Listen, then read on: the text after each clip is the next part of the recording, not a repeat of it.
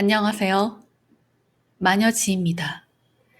오늘 밤 공포라디오에서 들려드릴 이야기는 아직도 해결되지 않은 실제 사건인데요.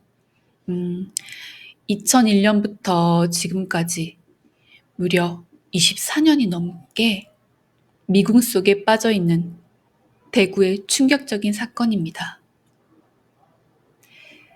혹시 이 방송을 듣고 계신 분 중에 관련 정보를 아시는 분이 계시다면, 아니, 혹시 그 사람이 지금도 우리 곁에서 이 이야기를 평범하게 듣고 살아가는 건 아닐까요? 평범했던 2001년 어느 날 3월 15일 오전 대구시 수성구의 한 총포사. 이곳은 사냥을 즐기는 사람들이나 사격장 관계자들이 주로 찾는 곳이었습니다.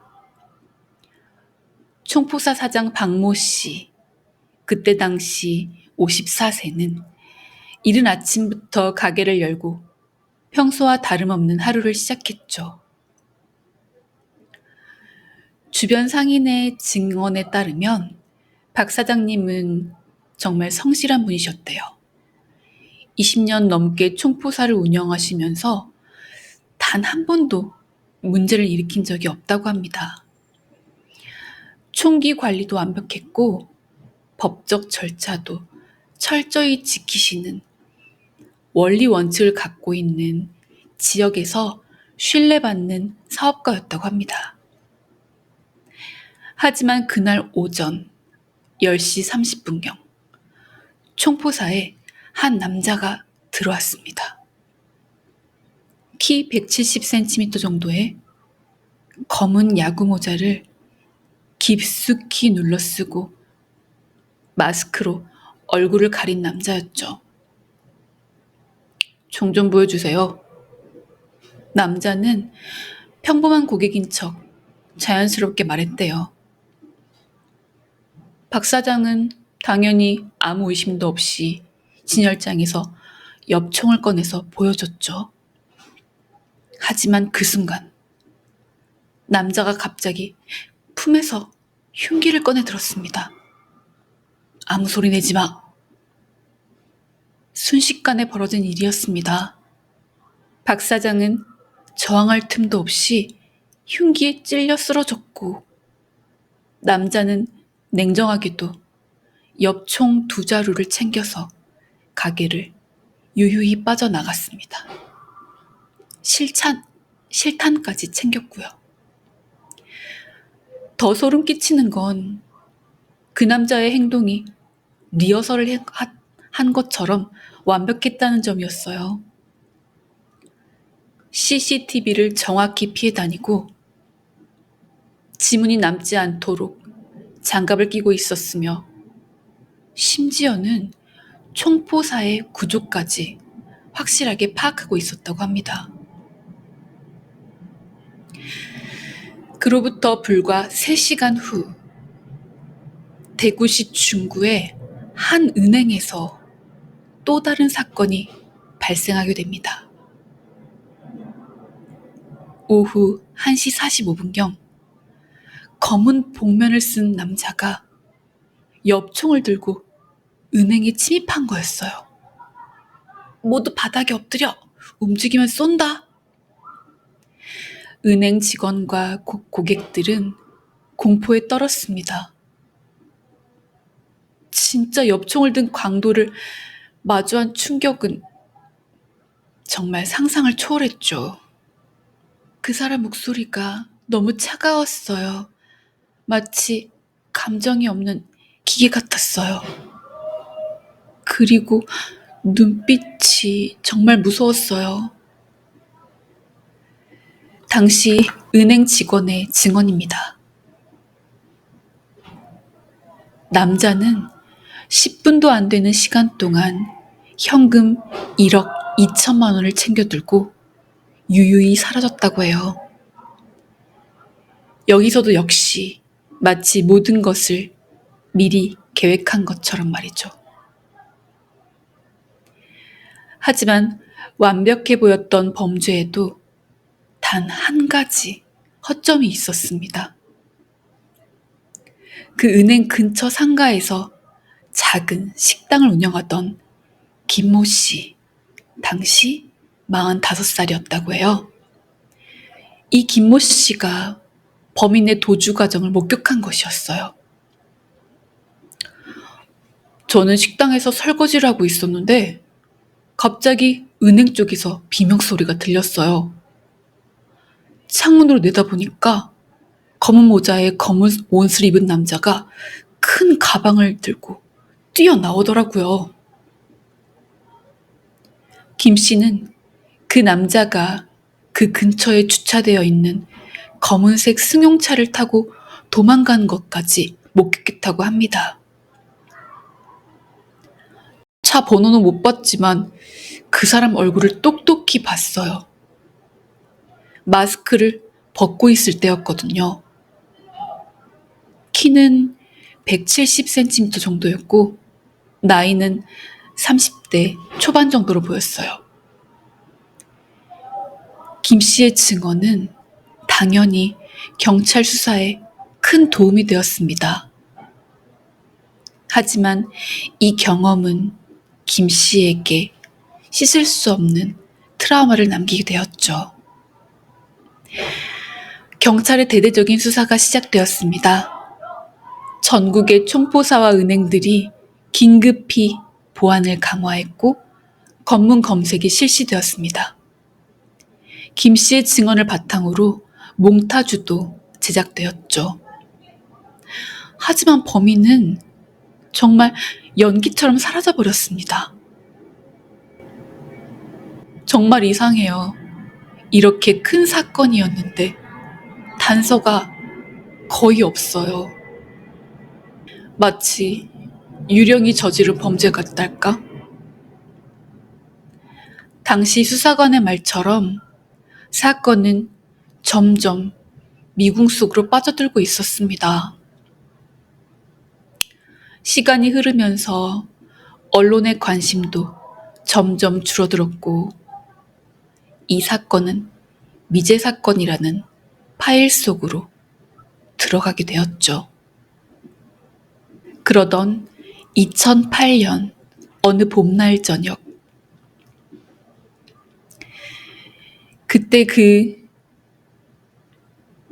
복면 쓴 사내, 그러니까 총포사의 강도이자 은행 강도였던 그 남자를 목격한 김 씨는 7년 전에 그 끔찍한 사건을 거의 잊고 살아가고 있었습니다. 식당 일도 잘 되고 있었고 가족들과도 평화로운 일상을 보내고 있었죠. 그날은 정말 평범한 날이었어요. 오후에 식당 일을 마치고 집에 들어와서 저녁을 준비하고 있었는데 갑자기 회가 먹고 싶어진 거예요. 김 씨는 집 근처 단골 횟집에 전화를 걸어 회를 배달시켰다고 합니다. 모둠회 하나랑 소주 한 병 갖다 주세요. 30분 안에 올 수 있죠? 네네, 금방 갖다 드릴게요. 정말 평범한 배달 주문이었습니다. 김 씨는 평소에도 회를 정말 좋아해서 자주 배달을 시켜 먹었다고 해요. 그렇게 회를 주문하고 김 씨는 TV를 보면서 편안하게 배달을 기다리고 있었다고 합니다. 오후 7시 20분경 초인종이 울렸습니다. 배달 왔습니다. 김 씨는 현관으로 나가 문을 열었습니다. 현관 센서 등이 켜지면서 배달원의 얼굴이 훤히 드러났죠. 그 순간 김 씨는 온몸이 얼어붙었습니다. 문 앞에 서 있는 그 배달원의 얼굴. 그 얼굴은 7년 전 그날 은행에서 목격했던 그 남자와 너무나도 닮아 있었던 것이었습니다. 같은 키, 같은 체격, 그리고 무엇보다 그 특유하고 차가웠던 눈빛까지. 저기요, 회 배달 왔는데요. 배달원이 다시 말했지만 김 씨는 대답을 할 수 없었대요. 머릿속이 하얘졌고 심장이 미친 듯이 뛰었죠. 저기요? 저기요? 배달원이 김 씨를 바라보는 순간 김 씨는 정말로 확신을 했대요. 이 사람이야. 7년 전 바로 그 강도야. 김 씨는 겨우 정신을 차리고 돈을 건넸습니다. 여기요. 12,000원이죠? 손이 덜덜덜덜 떨렸지만 어떻게든 정상인 척 해야 했죠. 혹시 그 남자가 자신을 알아볼까봐 너무 무서웠다고 해요. 네, 맞습니다. 배달원은 돈을 받고 자연스럽게 떠났습니다. 하지만 그 과정에서 김 씨와 눈이 마주쳤을 때의 그 느낌은 마치 7년 전 그날로 돌아간 것 같았어요. 그 차가운 눈빛, 무표정한 얼굴, 똑같았어요. 김 씨는 문을 닫자마자 다리에 힘이 풀려 그 자리에 주저앉아 버렸대요. 온몸에 식은땀이 흘렀고 숨쉬기조차 버거웠다고 합니다. 그날 밤 김 씨는 잠을 이룰 수 없었대요. 정말 그 사람이 맞는 것 같은데 내가 착각하는 거면 어떡하지? 하지만 그 눈빛은 절대 잊을 수 없어. 며칠 동안 김 씨는 깊은 고민에 빠졌다고 합니다. 경찰에 신고해야 될까? 하지만 확실한 증거도 없고 7년이나 지난 일이라 기억이 정확한지도 의문이었죠.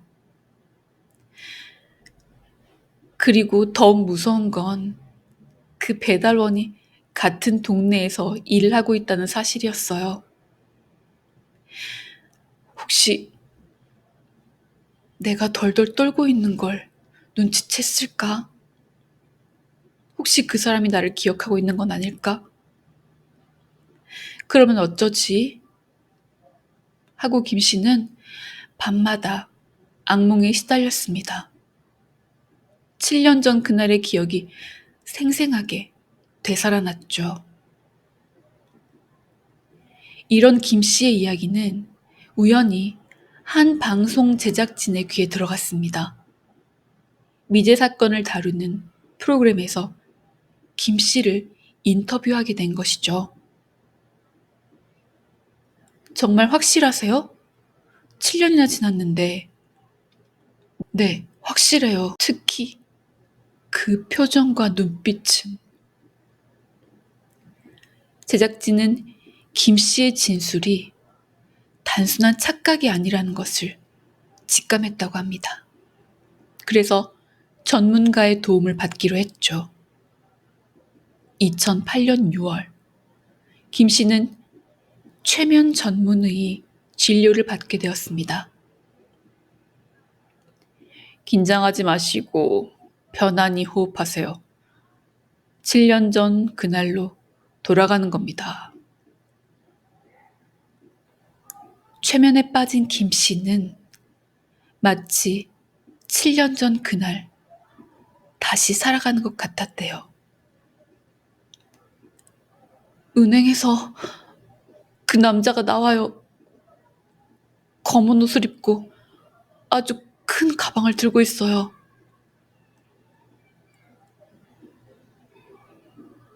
그 남자의 얼굴을 자세히 보세요. 네. 마스크를 벗고 있어요.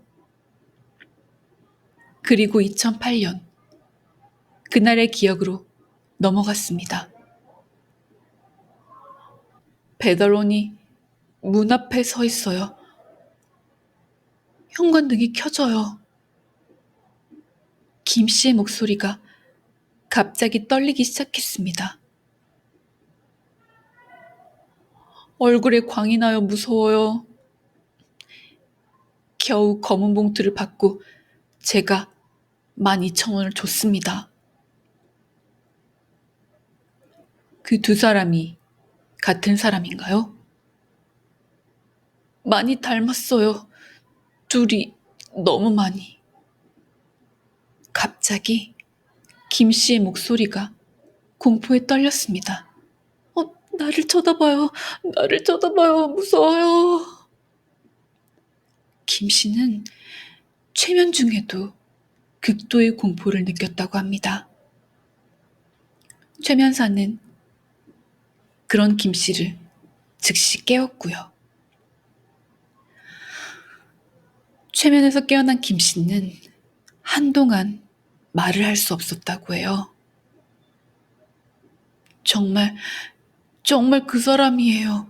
확실해요. 김 씨의 확신은 더욱 강해졌습니다. 최면을 통해 두 기억이 더욱 선명해졌고 두 사람이 같은 인물이라는 확신이 섰죠. 그런데 지금 그 사람은 어디에 있나요? 제작진의 질문에 김 씨는 말했습니다. 모르겠어요. 그 이후로 그 횟집에 배달을 시켜본 적이 없어서. 혹시 아직도 그곳에서 일하고 있을까요? 제작진은 그 즉시 그 횟집을 찾아갔습니다. 아, 그 사람 말이에요? 2008년 여름에 그만뒀어요. 갑자기 다른 지역으로 이사 간다고 하더라고요. 횟집 사장의 말에 제작진은 더욱 의구심을 가졌죠.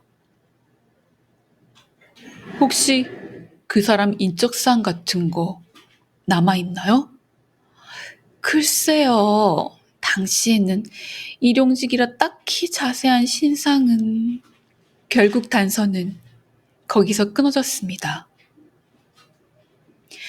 2025년 현재까지 대구 총포사 살인 사건과 은행 강도 사건은 미해결 상태입니다.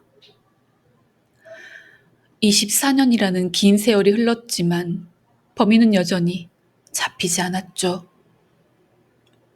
김 씨는 아직도 확신합니다. 그 배달원이 범인이에요. 제가 제 목숨을 걸고 말할 수 있다고요. 하지만 법적으로 확실한 증거가 없는 상황에서 김 씨의 증언만으로는 한계가 있었습니다. 더욱 소름 끼치는 건 그 범인이 지금도 어딘가에서 평범한 일을 하면서 일반인인 척 살아가고 있을 가능성이 높다는 것입니다. 김 씨는 지금도 불안해하고 있습니다. 유일한 목격자인 자신의 존재를 범인이 알고 있을 수도 있다는 공포 때문이죠.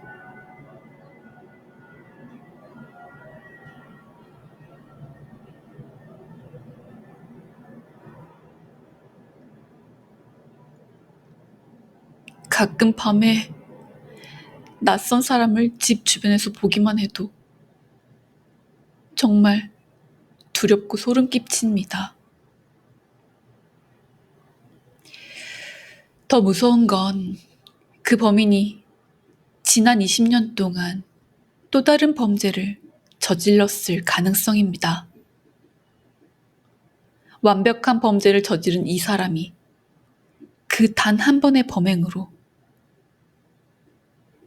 범죄를 멈췄을까요?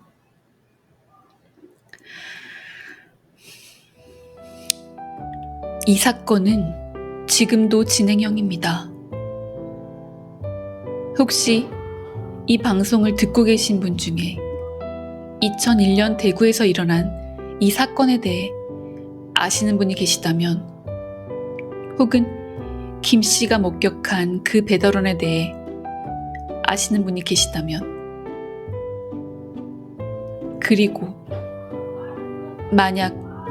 진짜 만약에 그 범인인 당사자가 지금 이 방송을 듣고 있다면 진실은 언젠간 밝혀집니다. 24년이 지났건 50년이 지났건 얼마간의 시간이 걸리든 말이죠. 오늘 이야기는 여기서 마치겠습니다. 오늘 이야기 어떠셨나요? 오늘 밤 사연이 마음에 드셨다면 구독과 좋아요 부탁드립니다. 그리고 혹시 여러분 집에 오는 배달원이 있다면 그 얼굴을 한 번 더 자세히 보시기 바랍니다. 오늘도 으스스한 밤 보내세요. 마지였습니다.